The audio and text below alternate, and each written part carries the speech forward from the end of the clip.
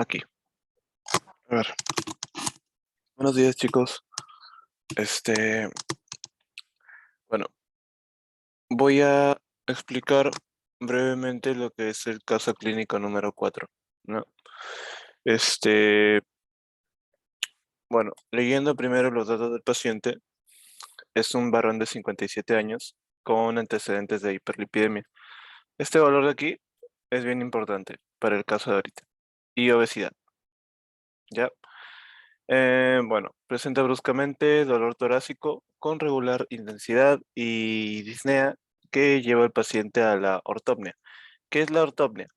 Es la incapacidad del paciente o este, la imposibilitación del paciente de respirar en posición de cúbito dorsal o acostada, ¿ya? O sea, el paciente cuando está acostado tiene dificultad para respirar. Además, presenta hipotensión, por motivo por el cual es trasladado a emergencia del hospital. Otro valor importante, troponina T de presentación, ¿ya?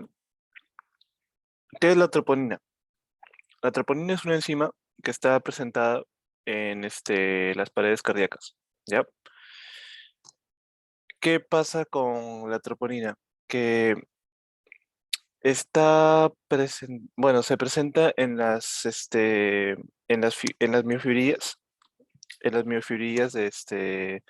de- del músculo cardíaco y normalmente no está en sangre. Entonces este valor es referencial ya que cuando está presentado en sangre significa que existe un daño cardíaco. O sea, como dice aquí, el valor de referencia no tiene que ser mayor a 0.03 nanogramos sobre mililitro. Y aquí, como lo vemos, está en 2.52 nanogramos sobre mililitro. ¿Ya? ¿Qué significa esto? Corazón afectado con daño grave en alguna de sus paredes. No sabemos en cuál todavía. No sabemos en cuál. 2.52 nanogramos sobre mililitro. Muy aumentado el valor de troponina en sangre. Bueno, funciones vitales, 70 pulsaciones por minuto, normal. 25 respiraciones, un poquito elevado, de hecho elevado. Presión arterial muy baja, temperatura baja, saturación de oxígeno baja. Neurológicamente el paciente lo vemos que está bien, GLaDL 14 de 15, perfecto. En cardiovascular, bueno, esto. El aparato respiratorio, paciente taquipneo, sí. Se auscultan crépitos. Ahorita voy a explicar por qué. Ya. Y se realiza un ecocardiograma, que esto sí es importante para el caso de ahorita, al igual que esto, crépitos, importante. Y bueno, índice cardíaco. El ICE es el índice cardíaco, ¿ya? Lo mide el ecocardiograma y el índice cardíaco no es más que la... Deme un momentito para ver qué diablos es el índice cardíaco. El índice cardíaco, si mal no recuerdo, es la frecuencia cardíaca multiplicado por... Deme un ratito, por favor, para ver aquí el valor exacto. Mm, Discúlpeme. Ya, el índice cardíaco. Ujú.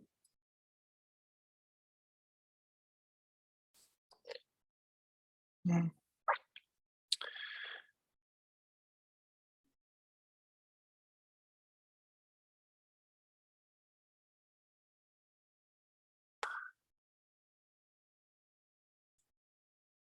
Bueno, no puse aquí el valor. No puse qué diablos era.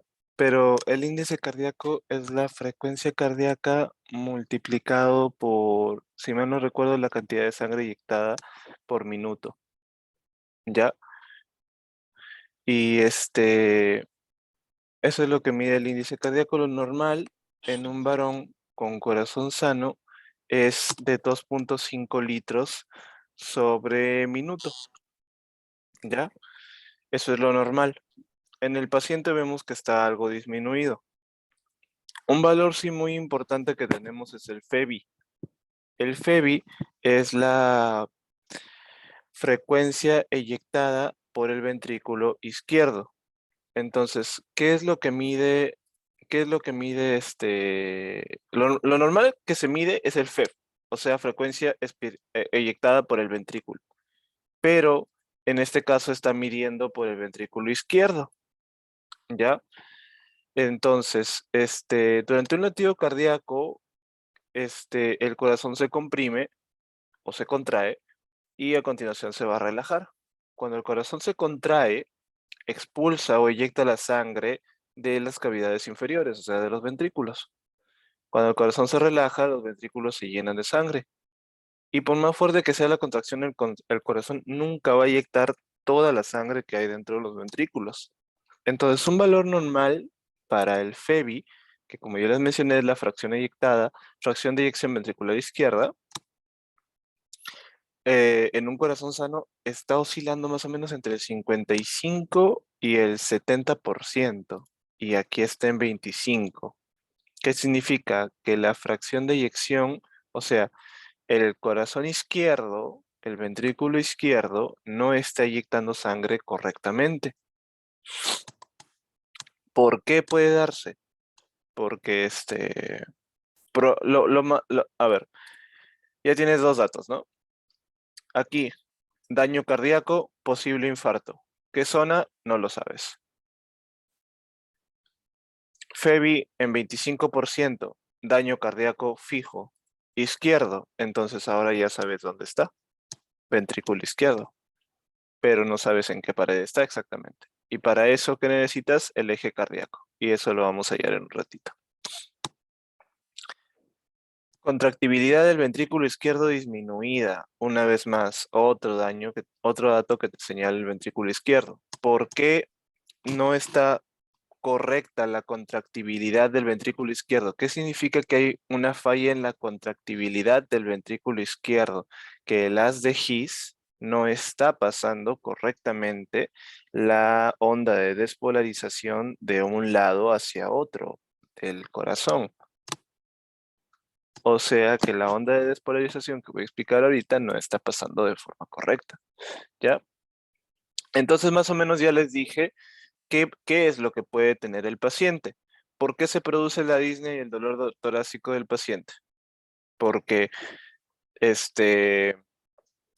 probablemente sospecha de infarto miocárdico. ¿Por qué? Por este dato de aquí. Hiperlipidemia y obesidad. ¿Qué te dice eso? Clara aterosclerosis. Hay dos tipos de aterosclerosis, la aguda y la crónica. La crónica se podría decir que es la buena, porque, bueno, entre comillas, entre muchas comillas, porque igual es mala, porque también produce isquemia, solamente que hay dos tipos de isquemia también, aguda y crónica. La crónica es la que se produce con la aterosclerosis crónica también. Y lo que va a producir esto es que se va a generar en los vasos sanguíneos, generalmente los coronarios, en la isquemia coronaria, los coronarios, se va a producir placas de ateroma, ¿ya? Como lo pueden ver aquí. Aquí no, aquí. Placas de ateroma.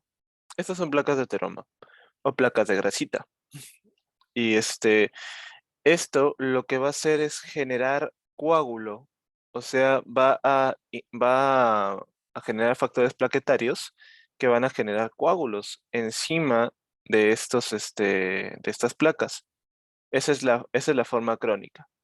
Y la forma aguda es cuando uno solo de estas placas se separa, viaja por el torrente y en alguna de estas zonas se va a quedar, se va a quedar atrapada porque ya no puede pasar por la luz de la arteria y entonces se queda atrapada y tapa la arteria y encima genera factor plaquetario y tapa más la arteria porque tiene un coágulo.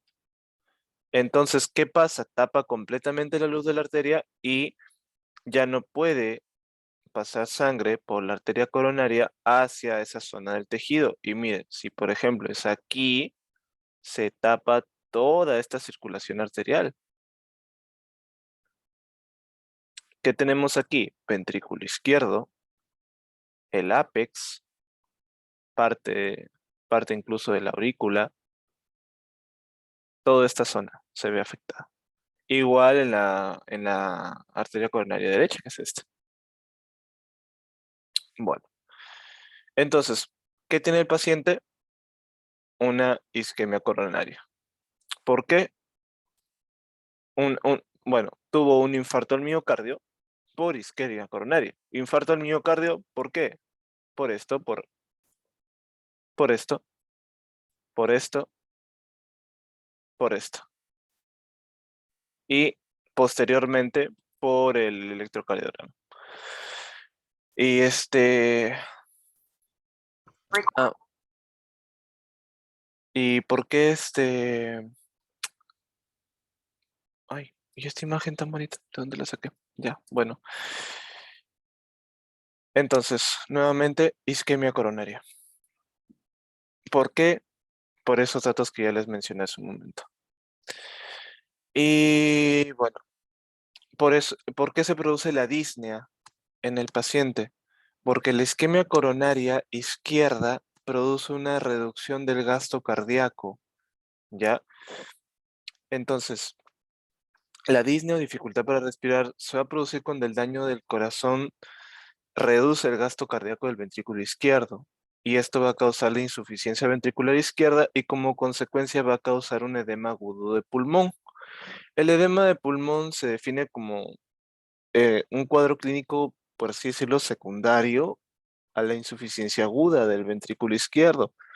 Por, por consiguiente, va a aumentar la presión capilar pulmonar, porque entonces, como va a haber una disminución del gasto cardíaco, la sangre de las venas pulmonares va a regresar de las venas pulmonares, porque recuerden que esta de aquí es la arteria pulmonar y las venas pulmonares vienen por atrás, aquí no se ven, pero vienen por atrás, son cuatro, van directamente al ventrículo izquierdo, porque esa es la sangre que va a la circulación sistémica. Entonces, por ahí hay una falla en esa zona y entonces lo que va a ocurrir va a ser que la sangre va a regresar hacia el pulmón, provocando salida de los líquidos intersticiales, provocando un edema. Y el edema, claramente, causa crépitos y causa disnea. La angina de pecho, entonces, se va a producir porque, si mal no recuerdan, el músculo esquelético, cuando tiene una oxigenación anaeróbica, ¿qué produce?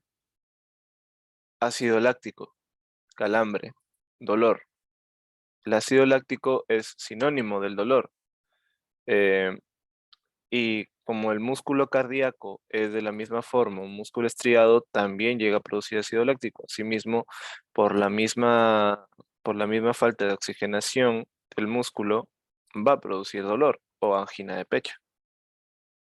Entonces ahí ya tienen más o menos una base de cómo es la primera pregunta. ¿Cómo se explican las alteraciones fisiológicas cardiovasculares del paciente? Bueno, como les acabo de mencionar hace un ratito, el paciente ha tenido una cardiopatía isquémica, ¿ya? ¿Por qué es la isquemia? Por falta de oxigenación, por ateroma. Ateroma tapa las arterias, falta de oxigenación del ventrículo izquierdo, ¡pum! Cardiopatía isquémica. ¿Qué trae como consecuencia eso? Infarto del miocardio, dependiendo de este, cuál sea la zona que está siendo afectada por la falta de circulación. Entonces, una cardiopatía isquémica bien puede ser por dos razones, ¿ah? No solamente por una. Puede ser o por aumento de la demanda de oxígeno cardíaco, que esto puede ocurrir, por ejemplo, en pacientes que se ejercitan constantemente o que están o que no, perdón, o que no están acostumbrados a ejercitarse y que de un momento a otro están pasando por una situación crítica y tienden a demandar más sangre al corazón de la que normalmente se aporta. Entonces la demanda del oxígeno cardíaco aumenta. También en casos de hipe- de hipertrofia del músculo cardíaco, también. Y en el aporte de oxígeno, en cuanto al aporte de oxígeno, sí es esto, fijo. Y como ya les mencioné, tiene dos formas, la forma aguda y la forma crónica, que ya les dije hace un ratito. Entonces, esto explica las alteraciones fisiológicas del paciente. Simple. ¿Qué interpretación tiene acerca de las pruebas cardiovasculares? Ya, la primera que nos dan es el electro, que eso ya les voy a explicar dentro de un ratito porque es más complicado. Y la segunda es este eco, que como ya les mencioné, tiene tres valores, te dan. Bueno, tres cositas te dan ahí, tres valores, por así decirlo. El índice cardíaco, que tiene un valor referencial de aquí, está disminuido. El FEBI, que tiene una fracción es la fracción de eyección ventricular izquierda, y tiene un valor normal entre 55 y 70. El paciente tiene 25, reducido gradualmente, ventrículo izquierdo no puede eyectar sangre, tiene una falla en la contractibilidad. ¿Por qué? Infarto. En la gasometría del paciente, casi todo está dentro de los valores normales, excepto la presión arterial de oxígeno, está en 50, en valor normal 95. El PaFiO2 también está alterado. Trastorno ácido base no tiene. pH es menos 35, PCO2 perfecto, 40, base clarísima. eh, bi- este, Bicarbonato 24, clarísimo, valor base. Más menos 2, perdón, más 2, el valor normal es más menos 3, perfecto. Valor claro de que ácido base, trastorno ácido base no tiene. Perfecto. Por aquí todo bien. Trastorno de oxigenación. Ahí sí. Paciente hipoxémico. 50 milímetros de mercurio de presión arterial de oxígeno. 200 miliequivalentes de PAFI sobre FiO2. De PaFiO2 sobre FiO2. El PaFiO2 sobre FiO2, si mal no recuerdan, es el cociente en la presión, entre la presión arterial de oxígeno, que es este valor de aquí, y el FiO2, que debería ser 0,21, porque es la fracción inspirada de oxígeno de la atmósfera. Entonces el paciente tiene 200, ¿ya? El PaFiO2, el PaFiO2 tiene valores dependiendo de cuánto sea la fracción inspirada de oxígeno.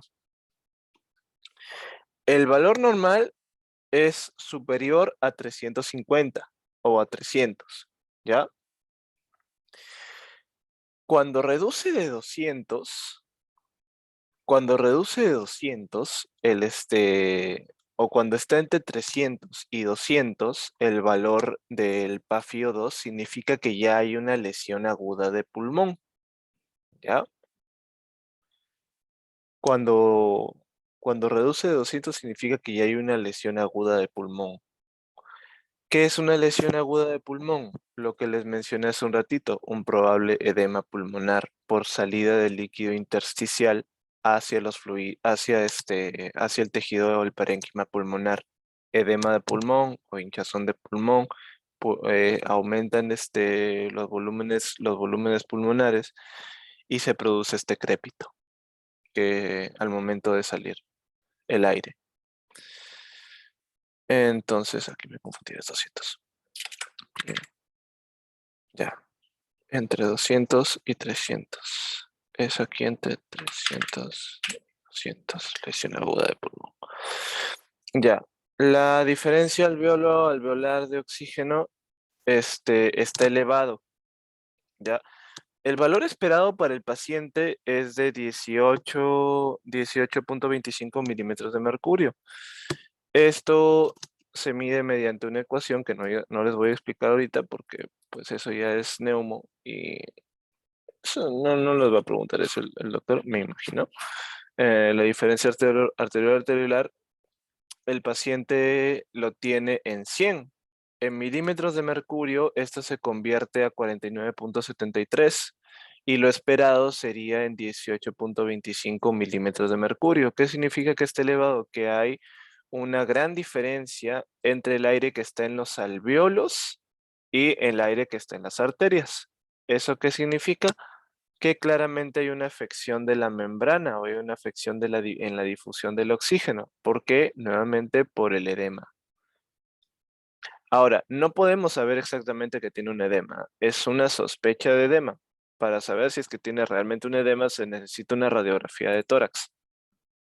Así que de frente no se puede decir así el paciente tiene edema. No, no se puede. Porque no podemos saber eso hasta ver una imagen radiológica del paciente. Pero es una sospecha, es una sospecha. Yo me estoy basando en eso. Entonces, en la DO2, ¿cuánto tiempo queda de la reunión? ¿Saben? ¿Me pueden decir, por favor? 40 ¿Hola? minutos. Todavía te 40 queda, minutos. todavía te queda tiempo. Ah, ya, bacán, chévere. Ya, entonces, en la DO2 está, por así decirlo, normal. Es entre 520 y 600 mililitros sobre minuto sobre metro cuadrado, todo bien. En la VO2 sí está aumentado. El valor normal es entre 100 y 160. ¿Qué es la VO2? Es la cantidad de oxígeno que utilizan los tejidos. O sea, la cantidad de oxígeno que están utilizando los tejidos para su funcionamiento normal. ¿Qué significa que el valor está aumentado? Que está aumentando la demanda de oxígeno probablemente a nivel cardíaco. Hay un aumento de demanda de oxígeno a nivel cardíaco. Y la cantidad arterial de oxígeno disminuido claramente, nuevamente, paciente hipoxémico, 10 mililitros sobre decilitro, lo normal, 18 mililitros sobre decilitro, valor base. Ahora, pasemos a lo nuestro. Antes de explicar esto, voy a explicar esto de aquí, que es lo que pidió el doctor. No sé si se acuerdan que el doctor dijo que íbamos a ver este gráfico que era recontra importante. ¿Se acuerdan o no? Bueno.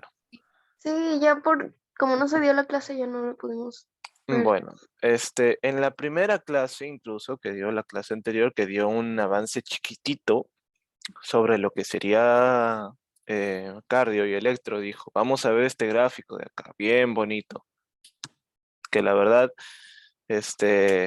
muy bonito no es, porque, bueno, en realidad no es tan complicado, ya no es tan complicado.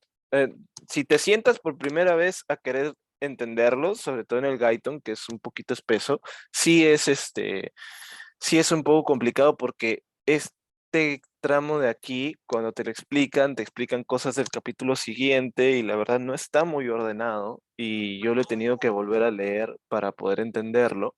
Así que ya, vamos a comenzar con este gráfico de aquí, ¿ya? Este gráfico de acá no es más que una línea de tiempo que va de izquierda a derecha como una línea de tiempo normal y se mide desde aquí, desde esta parte de acá hacia abajo, mide volumen, desde esta parte de acá, desde esta línea de aquí, entre la presión ventricular y el volumen ventricular, hacia arriba mide presiones. Entonces, esta línea de tiempo, como toda línea de tiempo, tiene momentos. Contracción isovolumétrica, que es este de aquí, eyección, relajación isovolumétrica, flujo de entrada rápido, la diástasis, la sístole auricular. Y luego se repite. Contracción isovolumétrica, eyección, relajación isovolumétrica y así. Entonces, un ciclo cardíaco completo va hasta aquí. Voy a trazar una línea. ¿Cómo se dibuja aquí? Aquí. Un ciclo cardíaco completo va hasta acá. Hasta donde se termine el ciclo. ¿Ya? Y lo que vendría siendo de esta parte, bueno, el ciclo cardíaco, ¿cuándo comienza? El ciclo cardíaco inicia con el potencial de despolarización emitido por el nódulo sinusal. ¿Qué le va a pasar?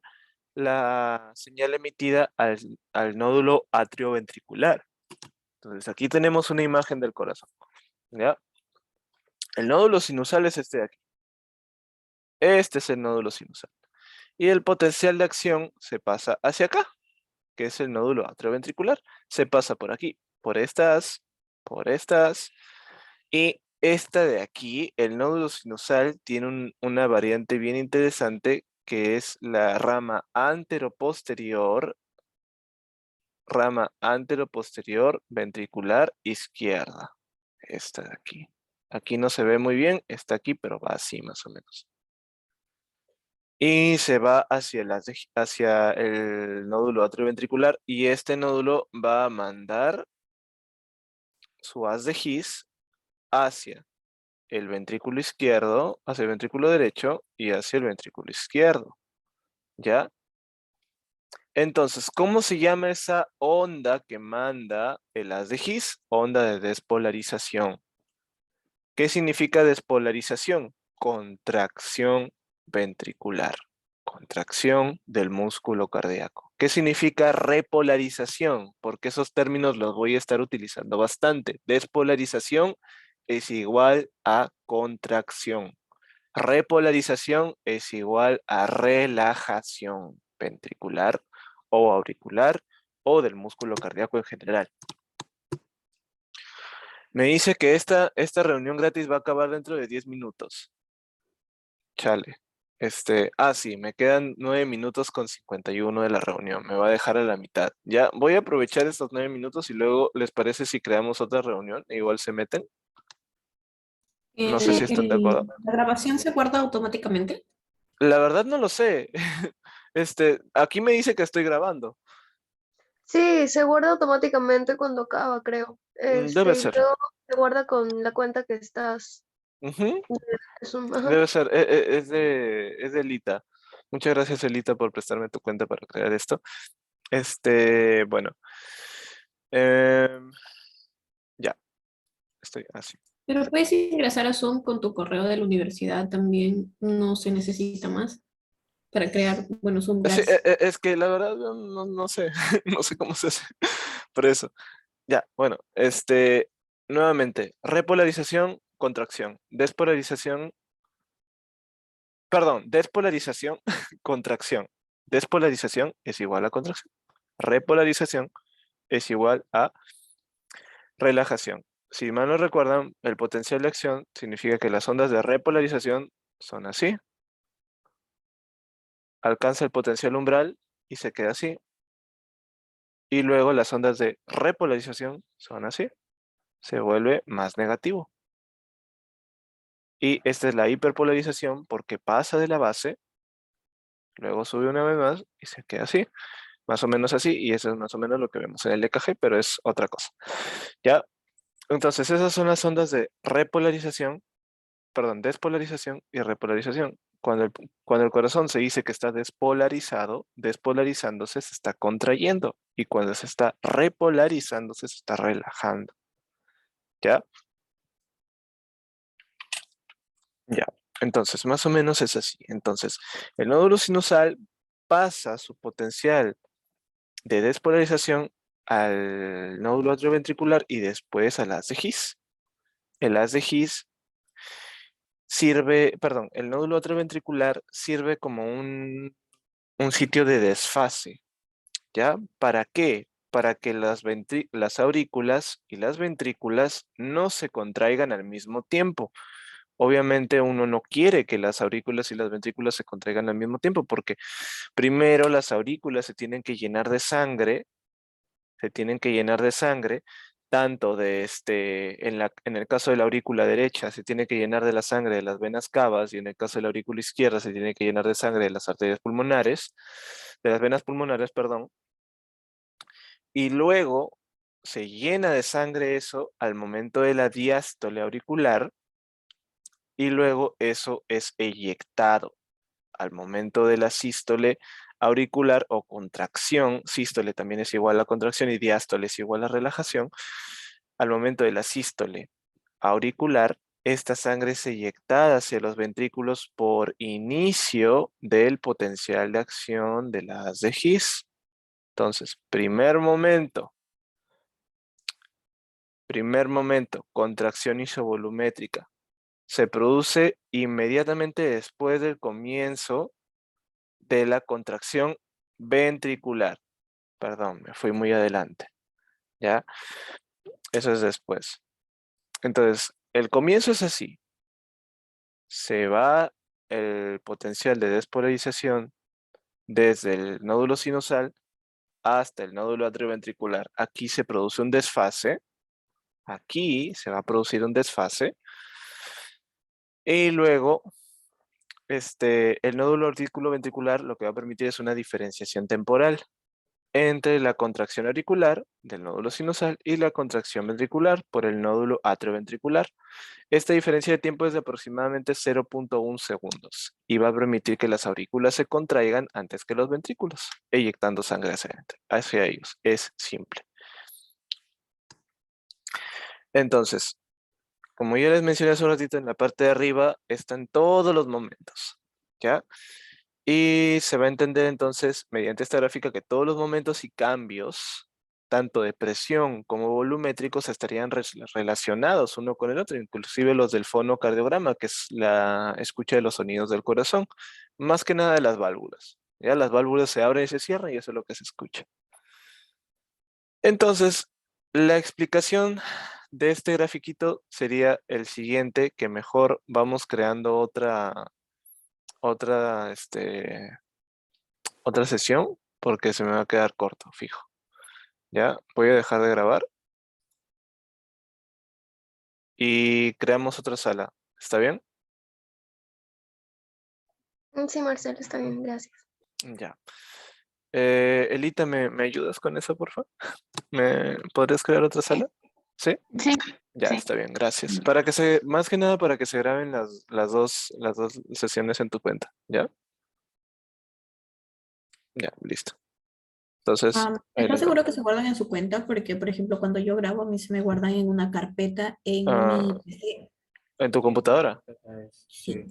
Ah, bueno, igual y se me guardan a mí. O sea, no lo sé muy bien, la verdad. No sabes Eh, dónde tienes guardados los archivos de Zoom, porque siempre hay una carpeta que cuando tú descargas Zoom se te crea. a ver, Entonces, dentro de eso te sale como recordings mm, y ya, ahí están. a ver. Ahora reviso, ahora reviso. ¿Me ayudas con eso, Elita, por favor? ¿Me pasas el link? Sí, Ya, va, listo, ya gracias. sé que les envío. Ujú.